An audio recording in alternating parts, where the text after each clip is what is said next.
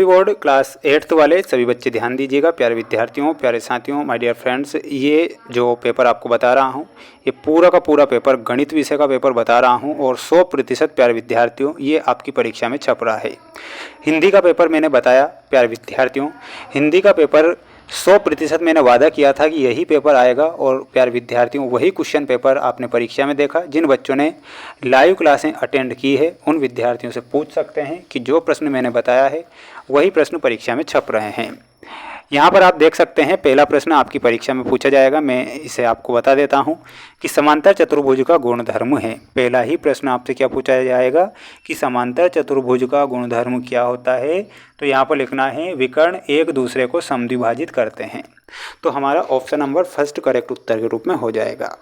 सभी विद्यार्थी चैनल को सब्सक्राइब करेंगे। वार्षिक परीक्षा की तैयारी भी मेरे इसी चैनल के द्वारा आप सभी छात्रों को करवा दी जाएगी, जिसमें प्यारे विद्यार्थियों वो प्रश्न परीक्षा से पहले बताऊंगा जो कि परीक्षा में आ जाएंगे। ठीक है, तो जल्दी से जल्दी सभी बच्चे चैनल को सब्सक्राइब कर लेंगे। देखिएगा अगला प्रश्न यहाँ पर आपसे पूछा गया है कि जितनी बार कोई एक प्रविष्टि आंकड़ों में आती है वो कहलाती है, तो उसे हम क्या कहेंगे। तो उसे हम एक कहेंगे बारंबारता।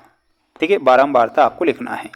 निम्न में से कौन सी संख्या 1 पर समाप्त हो जाएगी। तो प्यारे विद्यार्थियों अगर आप वर्गमूल निकालेंगे तो अगर यहाँ पर सबसे पहले अंतिम वर्ड देखिए, यहाँ पर 3 है, 3 का वर्गमूल निकालेंगे तो लास्ट की जो संख्या आएगी अंतिम संख्या 9 आएगी। 7 का अगर वर्गमूल निकालेंगे तो 7 7 गुण 50, तो लास्ट की संख्या 9 आएगी। अगर आप 2 का वर्गमूल निकालेंगे तो 4 आएगी। लेकिन अगर आप यहाँ पर देखिएगा 9 लास्ट में दिया गया है, एक ट्रिक बता देता हूँ। 9 का वर्ग निकालेंगे तो 9 का वर्ग कितना होता है 81। तो 81 में यहाँ पर प्रश्न में पूछा गया है कि 1 पर समाप्त होनी चाहिए, तो वो संख्या कौन सी होगी। तो वो संख्या 169 हो जाएगी। ठीक है, ये ध्यान रखना है। अगला प्रश्न ये रहा आपकी स्क्रीन के सामने, जिसमें आपसे प्रश्न पूछा गया है कि सही सूत्र का चयन कीजिए। प्यारे विद्यार्थियों आपको सही सूत्र का चयन करना है और सही सूत्र हो जाएगा हमारा ऑप्शन नंबर फर्स्ट। अगला प्रश्न आपकी परीक्षा में पूछा जाएगा कि सही आकार प्रकार का चयन कीजिए। तो इसमें आपको करेक्ट क्या करना है। शंकु होता है त्रिविमीय आकार का। बेलन का आयतन आपसे पूछा जाएगा, तो बेलन का आयतन क्या होता है πr²h। तो ये आपको ध्यान रखना है। मूल बिंदु के निर्देशांक में आपको लिखना है, मूल बिंदु के निर्देशांक 0 0 मूल बिंदु के निर्देशांक होते हैं, तो 0 0 आपको करेक्ट करना है। प्यारे विद्यार्थियों, प्यारे साथियों, अभी तक आपने वीडियो को लाइक नहीं किया है तो वीडियो को लाइक कर चैनल को सब्सक्राइब करके रखिएगा। 100% मैं वादा आपसे कर रहा हूं कि पेपर आपका किसी भी कंडीशन में बाहर नहीं जाएगा। 100% मैं कह रहा हूं कि पेपर आपका आएगा, क्योंकि हिंदी का पेपर मैंने बताया था और हिंदी का पेपर पूरा का पूरा परीक्षा में छप गया है।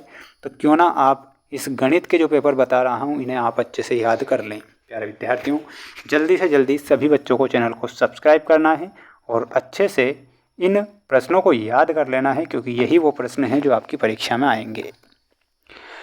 रेखा आलेख जो एक पूर्ण अखंडित रेखा हो कहलाता है, तो उसे हम क्या कहेंगे। तो यहाँ पर आपको लिखना है उसे रैखिक आलेख कहेंगे। तो रैखिक आलेख सही होगा। 497 का व्यापक रूप क्या है। तो आप इसे सोल्व करते हैं तो 497 का ये व्यापक रूप निकल कर सामने आएगा। तो ये आपको करेक्ट ध्यान रखना है सभी बच्चों को।